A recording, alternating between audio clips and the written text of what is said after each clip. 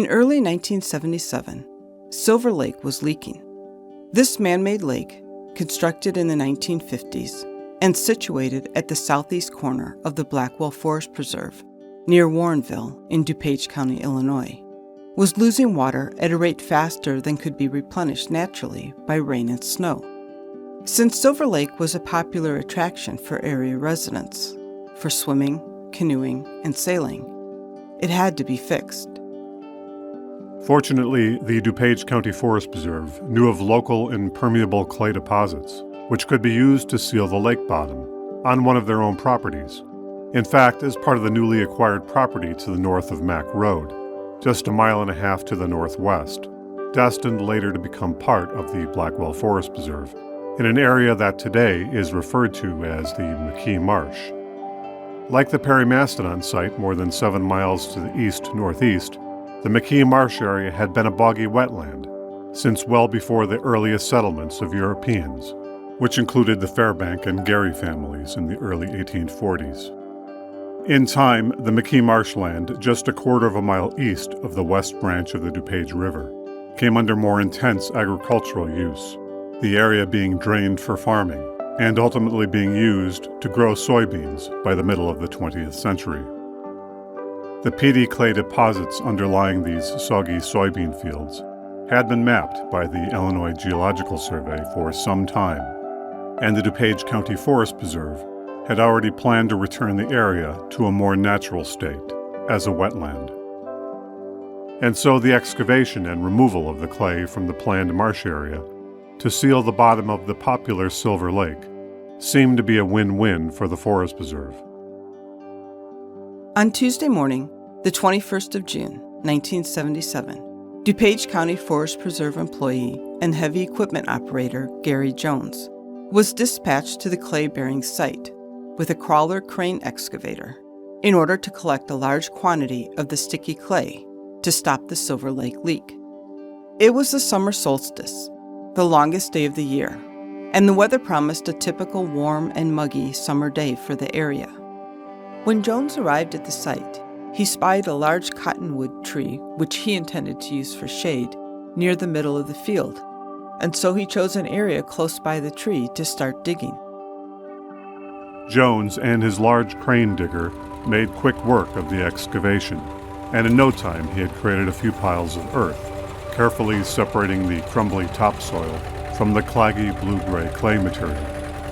And like moths to a flame, the sound of heavy machinery and the sight of large piles of dirt attracted the interest of 3 local children. We'll call them Rick K., Kelly K., and Mark, ages 8 to 10 years, who had wandered almost a mile north from their homes in Warrenville to see the bucket crane up close, on an otherwise long summer day. What exactly followed next was some small controversy. Machine operator Jones reported that at about 4 feet below ground level, he pulled up a load of clay containing something strange sticking out of the bucket. Initially, Jones thought it was a piece of rotted wood, but upon closer inspection, he realized it was a large rib, and he noted that his bucket had retrieved a few other bones as well. The children playing at the site later reported the story a little bit differently, stating that it was they who first spotted the bones, and they had resorted to throwing clods of mud at the excavator to get his attention. Like the parable of the blind men and the elephant, the reality was likely somewhere in the middle of these 2 versions. Nonetheless, Jones quickly realized that these bones were unusual and placed the largest rib that he had retrieved into the back of his pickup truck, driving immediately to his supervisor's office, where he tossed the large bone onto his manager's desk. The DuPage County Forest Preserve naturalist staff was brought in to take a look at Jones' find, and initially showed little excitement. They waved it off as being the rib of a large cow, or perhaps of a circus elephant from some traveling circus that had passed through the area decades earlier. Nevertheless, a few of the naturalists agreed to come out to Jones' excavation site the next day to take a closer look. The following day, Wednesday, was warm and muggy, with occasional hints of rain. True to their word, a few of the Forest Preserve naturalists including Michael and Karen Riddett and Wayne Lampa, visited the site of Jones' bones, as they called it, and in short order, they realized the error of their earlier assessment. Taking a look at a few of the additional bones that Jones had uncovered, their size, stratification, and coloring convinced them that this was much more than a deceased cow and was quite old, likely some sort of prehistoric elephant, such as a mastodon or mammoth. Amidst the excitement of the new find, they realized that the Forest Preserve District had neither the resources nor expertise to conduct a fully proper scientific dig, and hence immediately contacted several local museums and academic institutions. Most were unable or uninterested in participating in the excavation of the Forest Preserve find. However, Greg Castor, the DuPage County Forest Preserve archivist, was able to reach Dr. James Springer, an associate professor of anthropology at Northern Illinois University in DeKalb, Illinois, 40 miles to the west. Springer jumped at the opportunity. Only the previous summer, Springer and some of his students had excavated a mastodon at the Lorne Johnson Farm in Leland-LaSalle County, Illinois. Springer and his team were in search of evidence that humans hunted or scavenged these large animals, and saw this as another opportunity to look for this evidence. But they would need a day or two to gather and coordinate their resources before arriving at the excavation site. In the meantime, the Forest Preserve team continued to uncover as much of the animal's bones as they were able, using shovels and their hands. This was hard work, as the blue-gray clay was quite claggy and sticky. They had been advised by Springer and others to expose the bones, but to leave them in situ, remaining in the ground, and to keep them moist with wet burlap so they did not dry out too quickly. As the water table at the excavation site was quite high, the ground was soft and marshy, and the site had to be continually pumped free of water. One of the Forest Preserve naturalists, Mike Redette, had had sufficient training to know to set up a proper grid system before excavating, so that the unearthed materials could be mapped to their exact location within the site. And so after surveying, they set up marker stakes and grid lines of string. As Mike was also a gifted and part-time artist, he took the time to sketch many of the bones that they had uncovered, their location, and their appearance. Mike Redette was to become a nationally acclaimed nature artist in the years following, moving to southwest Wisconsin within a few years of this event, where he and his wife Karen opened an art studio and storefront. The three children who had assisted in finding Jones' bones the previous day had rejoined the effort and were allowed to move about the site and assist the Forest Preserve naturalists in their work, in what was to be a most singular experience in their young lives. By the end of the day, the Forest Preserve team had managed to open up an area about 10 feet by 20 feet, exposing many of the ribs, several vertebrae, the pelvis, and a few of the leg bones. The next day, Thursday, brought the excavation cavalry from NIU, led by Dr. Springer and his students, as well as faculty and students from other local colleges, such as Judson College and North Central College, and which included geologists, paleontologists, archaeologists, and students, perhaps 15 to 20 people in all. They leveraged the grid system previously established by the Forest Preserve, and additionally selected a few datums, as they were referred to, arbitrary fixed points in the ground, as reference points for all site measurements, both horizontal and vertical. The excavation became much more precise as well, as the new crew took off sediments only a few inches at a time within well-defined grids. The NIU excavation team saw this not only as a paleontological dig, excavating the ancient animal, but also as an archaeological dig, as they sought possible evidence of human activity associated with the animal's carcass, evidence that might be quite subtle to detect without careful examination. Not surprisingly, as this had turned into a much more sensitive scientific excavation at this point, barriers were set up around the dig site, and the local children were no longer allowed to roam freely. The arrival of a larger excavation team also attracted the attention of the local news outlets, both newspapers and TV stations. Multiple TV channels queued up to interview Dan Gooch, then the superintendent of conservation at the DuPage County Forest Preserves, as well as naturalist Wayne Lampa, who indicated that the find was either a mastodon or mammoth, and speculated that it was on the order of 25,000 to 30,000 years old. Naturally, the news segments that aired on the local 10 p.m. news, as well as the morning edition of the Friday newspapers, stirred the attention of the local communities. People began showing up on Friday, Saturday, and Sunday in increasingly large numbers, numbering in the thousands. Standing behind crowd control barriers, hundreds of spectators watched and interacted with the excavation team, perhaps to the point of distraction. So as to avoid these diversions, the excavation team began handing out information flyers with spokespeople explaining the site and finds to onlookers. The heat and the sun were also taking their toll on the diggers and the bones, and at one point they erected a large parachute fabric covering over much of the site in order to give the excavation team and the excavation a break from the unyielding sun's rays.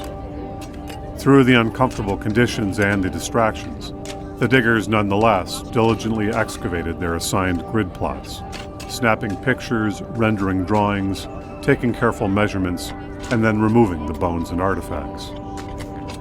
In the subsequent few weeks, the excavation team continued to expand the dig site, opening a pit about 20 feet by 40 feet in dimension and 4 to 5 feet deep. They had mapped and removed most of the exposed bones, believed to be from a single animal, but were still in search of more diagnostic bones, such as the skull or jawbone, or even loose teeth. The teeth alone would give Springer the evidence for the animal being either a mastodon or a mammoth, as they are markedly different in each species, with mastodon teeth being adapted to a browsing lifestyle, eating branches and twigs, while mammoth teeth were adapted to grazing and eating grasses on the Arctic tundra. Meanwhile, NIU geologist Dr. Ronald Flemal and some of his students cut vertical sections for soil stratigraphies, took sediment samples for chemical analysis, and took muck samples of clay surrounding the buried animal for dating purposes. Based on initial soil stratigraphies, Springer and Flemal revised the skeleton's estimated age as being more on the order of 10,000 years before the present. By mid to late July, the dig was winding down. Only a drenching rain on June 30th had temporarily put a stop to the excavation. But in spite of this small setback, the team had found and removed roughly 3/4 of the animal's skeleton, with finds of 160 or more complete or partial bones, as well as several hundred bone and tusk fragments and related artifacts. The skull bones, tusks, and portions of the forelegs remained elusive, however, although there were continued attempts to find them into the early part of August. However, they did find fragments of tusk and skull bones, which was very suggestive as to their fate, given how heavy machinery had been used at various points in the history of these fields in installing tiles for drainage. The bones and finds resulting from the Blackwell excavation were carefully packed up and sent to the geology lab at Northern Illinois University, where Dr. Springer and Dr. Flemal were based. Here the bones were thoroughly cleaned and preserved with a sealant. This also gave the NIU researchers a better chance to more thoroughly examine the bones. By early August, they concluded that the specimen was a mammoth rather than a mastodon, based on a few subtle aspects of the animal's anatomy, such as the slenderness of the femur, and, perhaps more telling, the shape of the vertebral foramina in the cervical or neck vertebrae. The vertebral foramina is the hole in the middle of the vertebrae, which provides passage and structure for the flexible spinal cord. The shape of the cervical foramina in mastodons is arched or gumdrop in outline, while the mammoth cervical foramina is triangular, matching that of the Blackwell specimen. After spending thousands of years imprisoned by the clay of the McKee Marsh, over the next few years, the remains of the Blackwell mammoth managed to do a good deal of traveling to various sites in northern Illinois with its newfound freedom. In the early part of 1978, Northern Illinois University arranged for the bones to be sent back to DuPage County, Illinois, where the Forest Preserve District planned to hold a temporary exhibition of the bones, along with a multimedia presentation at the Fullersburg Woods Nature Center. A few months later, the bones were shipped back to DeKalb, Illinois, where they were displayed for several months as part of a new prehistoric exhibit at the Stevens Building on the NIU campus. In early 1979, the bones were shipped eastward again, this time to the Elgin Public Museum, where they stayed on display to the public through March of that year. Ultimately, the bones were sent back to what was to be their permanent home at the Fullersburg Woods Nature Center in DuPage County, Illinois. While the Blackwell Mammoth skeleton was migrating to and fro across northern Illinois, the initial scientific analysis of the specimen was coming to a close. In 1981, Dr. James Springer and Dr. Ronald Flemal published the paper Paleontological and Geological Results from 2 Fossil Proboscidean Finds in Northern Illinois in the Illinois State Academy of Science Journal. In this paper, they discussed both the Blackwell Mammoth site of DuPage County, Illinois, designated as NIU 123, and the Leland-LaSalle, Illinois Mastodon site, dubbed NIU 28. Their published paper revealed multiple new pieces of information regarding the Blackwell find. First, after conferring with multiple experts in Ice Age megafauna, they designated the Blackwell specimen as being of the species Mammuthus primigenius, or woolly mammoth, versus other species of mammoth present in the area at this time, including the Mammuthus jeffersoni.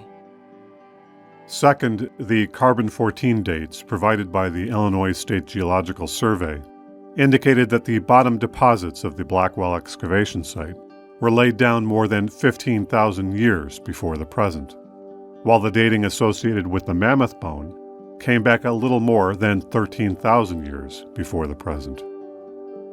But it should be noted that these reported C14 dates were uncalibrated, meaning that they had not yet accounted for the systemic error that had biased C14 dates in the mid to late 20th century. This error was primarily the result of an initial assumption in the C14 dating method that the ratio of radioactive C14 isotopes versus C12 base molecules remained constant in the atmosphere over time, whereas scientists quickly learned that it indeed fluctuates, not dramatically, but enough to throw off C14 base dates by hundreds or even thousands of years. Scientists have since been able to create detailed calibration curves based upon known dates from dendrochronology, or tree ring dating, and multiple other methods that correct for the initial error of the C14 dates. Third, in spite of the fact that Dr. Springer and his associates were keen to find evidence of human activity associated with the Blackwell specimen, and carefully looked for it, they found no tangible evidence of butchering or of associated human tools within the assemblage of bones or within the excavation site. And finally, the Blackwell mammoth likely died in a wetland, in or near a kettle, or a glacially formed pond or lake, at about the time when the last of the Ice Age glaciers were retreating northward. Regarding the absence of the tusks and skull and lower jaw in the excavation site, and the presence of tusk and skull fragments, Springer and Flemal concluded that those missing bones were likely destroyed by human activities in the late 19th and early 20th centuries, when installing drain tiles for agriculture. Meanwhile, the Blackwell Mammoth display at the Fullersburg Woods Nature Center continued to go through its own changes. For many years from the late 1980s and through the 1990s, the mammoth skeleton was displayed in a large diorama, the bones laid down roughly in the position as to how they had been originally found, although more articulated, and set in a simulated Ice Age marsh. The display was very popular with the many visitors who came through the Nature Center to see it, estimated at 800,000 people by the time of the mammoth's 20th anniversary in 1997. But the Forest Preserve staff had long dreamed of displaying the mammoth in an upright living pose, much more akin to what one would see in some of the larger natural history museums throughout the country. And so, realizing the need to invest in and modernize one of their most popular attractions, they made plans to update the display as part of a general renovation of the Fullersburg Woods Nature Center, shortly after the 20th anniversary Mammoth celebration. For the Mammoth display, they hired a company named PAST, or Prehistoric Animal Structures Incorporated, headed by Gilles Denis, a paleo artist based out of Drumheller, Alberta, Canada. Denis had worked extensively with the Field Museum of Natural History when they updated their displays in the early 1990s, as well as several other natural history institutions. Early on in the reconstruction, the DuPage County Forest Preserve opted to not augment the existing Blackwell Mammoth skeleton, specifically by adding the skull and tusk with copies of bones from other mammoth specimens. They instead desired their Blackwell Mammoth to stay pure to the original find from McKee Marsh.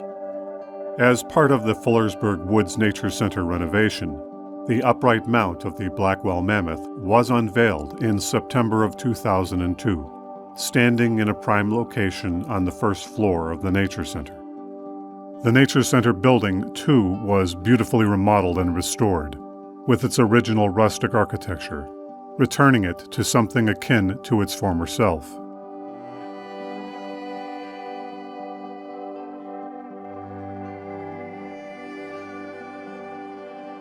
The Nature Center building was built in the mid-1930s, originally as a canoe rental facility alongside the Salt Creek, using local stone and timber as part of the work of the Civilian Conservation Corps, a federal government program employing thousands of unemployed workers during the Great Depression. Almost 20 years on, the headless mammoth continues to be one of the most popular attractions within the facilities of the DuPage County Forest Preserve, enjoying a steady stream of visitors to marvel at both its size and preservation.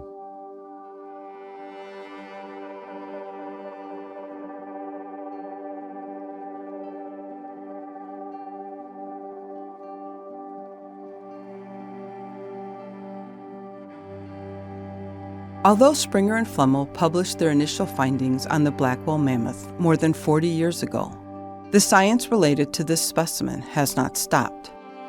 Since that time, the specimen and bones have been examined by multiple experts and authorities over the years, including Dr. Christopher Widga, formerly of the Illinois State Museum and now of the East Tennessee State University, and Daniel Joyce, former longtime director and curator of the Kenosha Public Museum, with an attempt to glean even more information from its remains. The general assessment is that, like the nearby Perry mastodon, the Blackwell Mammoth was a female, approximately 30 years of age, again in the prime of life, and standing about 11 feet high. She may have had at least one difficult live birth, based on microfractures of the pelvic bone. Her death appears to have been due to an accident or other natural causes, with little or no evidence of human hunting or butchering. The one bone of contention is a gouged bone of the foreleg, which one authority believed to be an attempt to harvest bone marrow, while most other paleontologists saw it merely as being post-mortem bone damage. Given that no other bones within the assemblage showed definitive cut marks or butchering, the evidence continues to support Springer and Flemal's initial assessment that no human activity was associated with this woolly mammoth's death. The dating of the Blackwell specimen has also been revised since 1981 as a result of carbon-14 recalibration. Springer and Flemal had originally obtained a radiocarbon date of a little more than 13,100 years before the present for the mammoth's bones. However, recent calibration of the carbon-14 date of the mammoth bone by Matthew Fort of the Cold Regions Research and Engineering Laboratory in New Hampshire has yielded a date of 15,800 years before the present, with a 2 sigma range of 14,800 years to 16,900 years before the present. meaning that the Blackwell Mammoth specimen is approximately 2,700 years older than originally thought. And it should be noted that before the present refers to the reference date of 1950 and not the current calendar date. Why is this Blackwell Mammoth find important? First, it's considered to be one of the oldest woolly mammoth specimens found in the Great Lakes region of the North American continent. Second, although finding mastodon or mammoth bones in this region is not uncommon, finding such a complete assemblage of bones of a single specimen is fairly rare. Like the perimastodon, the Blackwell Mammoth was disarticulated, meaning that the bones were not found in their original position at death and deposition. They had moved, but only a short distance, within a 40-foot span. But the large assemblage of bones in close proximity also meant that the animal had died near to where the disarticulated skeleton had been found. Jack McRae, retired naturalist for the DuPage County Forest Preserve, explains. What we're talking about is called taphonomy, T-A-P-H-O, taphonomy. How do animal remains get distributed over time? And water is a big thing, predators and scavengers removing things, plows coming in and moving things. It's how bones get distributed, and there's people that study that. The evidence that scientists have gathered for the past century also tells us that woolly mammoths preferred open grasslands and glacial tundra for their habitat, which were typically found within about 50 miles of the retreating glaciers of the late Pleistocene epoch. Beyond those grasslands lay coniferous forests and marshy wetlands, where mastodon preferred to roam. As glaciers moved northward, so too did the glacial tundra, followed at a distance by the coniferous forests and wetlands. Jack McRae relates the importance of the Blackwell Mammoth to DuPage County. If we're talking about education, it's huge. Just the opportunity for the people, the citizens of DuPage County, to be able to understand that this animal is walking through their backyards. It's close. You can see it close up. There's no charge to see it. It's a great story. Everything about it is fascinating to the public. It's a prehistoric animal that lived right in their backyards. You can still see the Blackwell woolly mammoth standing proudly, albeit headless, at the DuPage County Forest Preserve's Fullersburg Woods Nature Center, alongside Salt Creek in Oak Brook, Illinois, and a short distance from the parking area. There is no fee to visit this facility or to view the mammoth exhibit, and it's a must-see for anyone living in the area.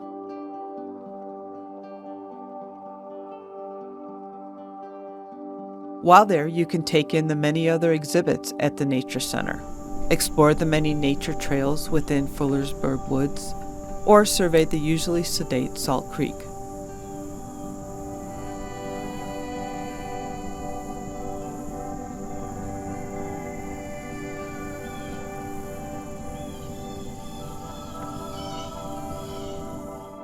Viewing the 1977 excavation site of the Blackwell Mammoth is also easy to do and accessible to all.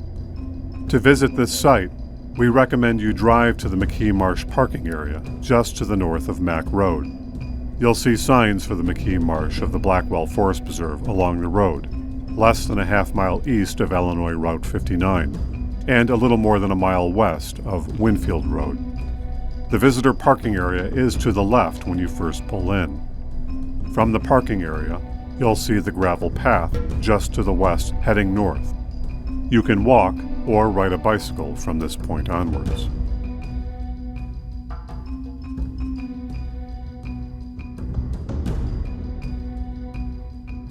Take this gravel path north for a little more than 800 feet until you reach a T intersection in the trail.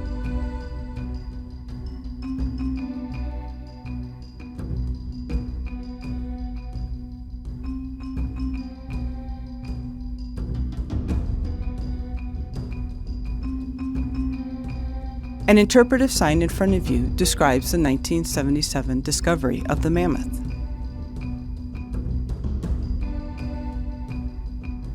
Take the path to your left heading west.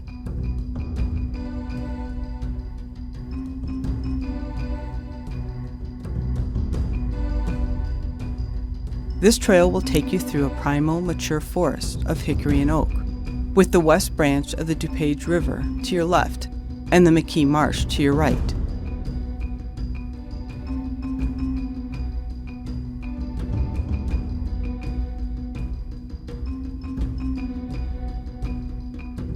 You'll travel through this winding forest trail for about a half mile, or 0.8 of a kilometer, until you come to a clearing.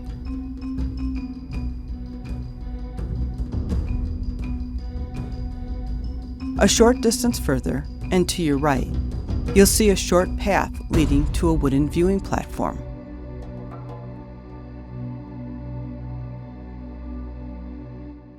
The viewing platform itself and the area immediately in front of it is one of the best places to view the 1977 Blackwell Mammoth site. From here, Jack McRae points out the exact location of the site. It's in the water. The water level has dropped so much that 1980s and 1990s, the water came right up to this little band of a gray dogwood. So all those cattails were underwater up until just a few years ago. So it's about 150 yards out into the water. There used to be a tall stump of a cottonwood tree that was easy to identify the exact location, and that's not visible anymore. Taking in the landscape from this McKee Marsh viewing platform, as well as multiple others surrounding the wetland, one can see a variety of fauna, including deer and fox, and a menagerie of birds. The marsh is a favorite haunt for geese, ducks, and grebes. During the summer months, you can see long-legged herons and egrets nesting along the shores, their elegant wings gliding above the fen. Towards the center of the pond, east by southeast, 400 to 500 feet in the distance, you can reimagine a clutch of college students mired in the mud, intent on the remains of an ancient mammoth, or small children playing amidst dirt piles and waving at a preoccupied crane operator. Or take your mind far further back, to more than 15,000 years ago, when a larger lake, formed by retreating glaciers, surrounded by lush grasslands and coniferous forests, was witness to the final struggles of a prehistoric elephant, a woolly mammoth that died in the fullness of life, perhaps in agony due to injury, or perhaps slowly from disease or infection. Take in the environment all around you.